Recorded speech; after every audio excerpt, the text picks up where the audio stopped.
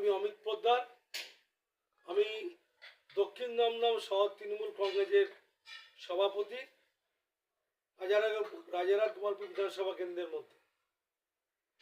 2026 বিধানসভা নির্বাচন যেখানে পাখির চুপ করে ভোট করা হবে, সেখানে দেখা যাচ্ছে যে কেন্দ্র সরকার তার আগে ঠিক এসআইআর যেভাবে মানুষের কাঁধে চাপিয়ে দিয়েছে, কি মনে করছে?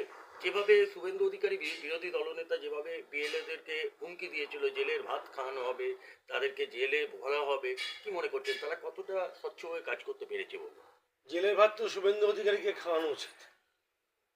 তার কারণ ওই গদ্দার ভাবছে মনে মনে যে ও যা মিডিয়ার সামনে বলবে, মিডিয়ার সামনে ওর একমাত্র কাজ, মিডিয়াই ওর জগৎ।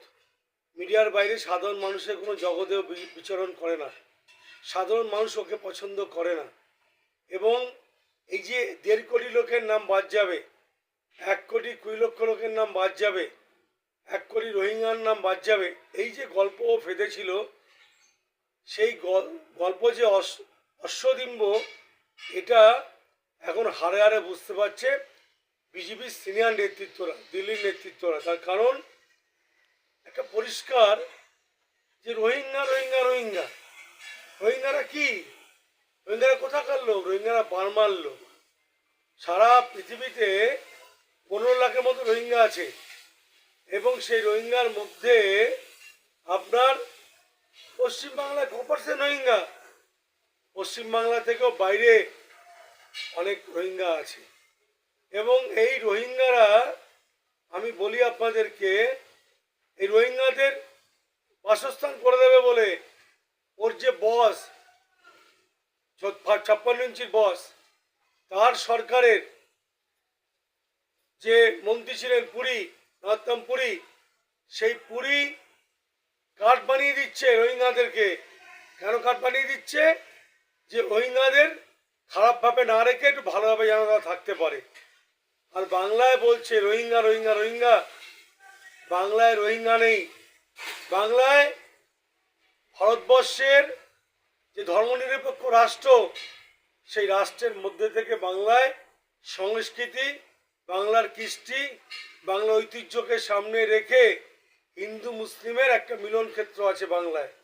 বাংলায় জগন্নাথ ধামেও লোক যায়, বাংলায় কালী পুজো হয়, বাংলা দুর্গা পুজো হয়, দুর্গা পুজোর কার্নিভাল হয়, জগদ্ধাত্রী পুজো হয় চন্দননগরে, বাংলা জুড়ে হয়, সরস্বতী পুজো হয়, কার্তিক পুজো হয়, এবং বাংলায় ছট পুজো পালিত হয়। আবার বাংলায় মুসলিম ভাইদের যে পর্ব, বিভিন্ন পরব, সেগুলো বাংলা পালিত হয়। এসআইআর নিয়ে কি চাইছে ওরা?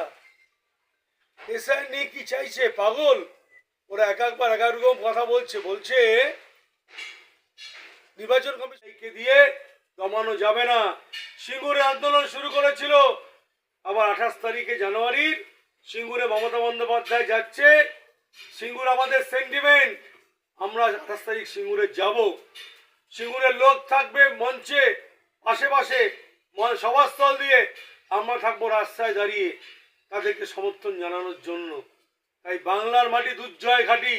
এই দুর্জয় ঘাঁটিতে ওই জাতি ভেদাভেদ করা, ওই আরএসএস বিজেপি চক্রান্ত চলছে না, চলবে না।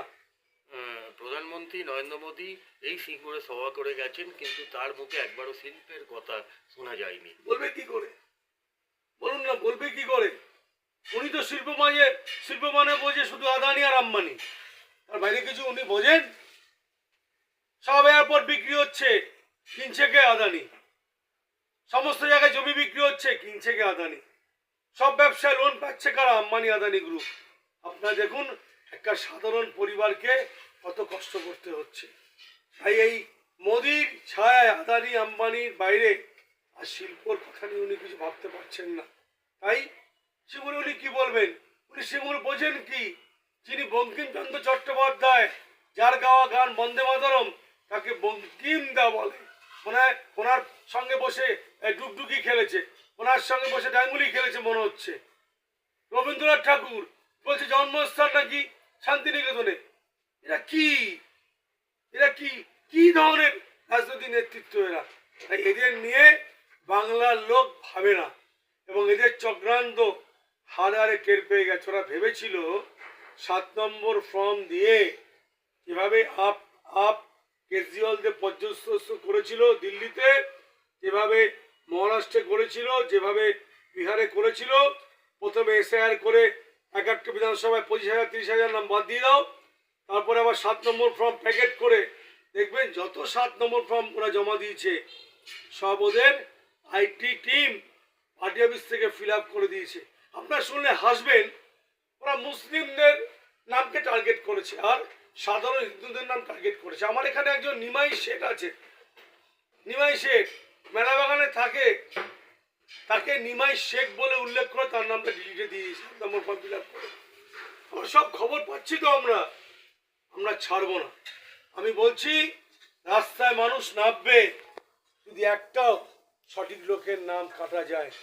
এই ব্যাপারে আমরা প্রয়োজন হলে আমরা মমতা বন্দ্যোপাধ্যায়ের নেতৃত্বে আমরা লড়াইয়ের জন্য রাস্তায় প্রস্তুত, এবং সেখানে বিজেপির বিরুদ্ধে আমরা সবাইকে নিয়ে মানুষকে নিয়ে প্রতিবাদ করব রাস্তায় নেমে।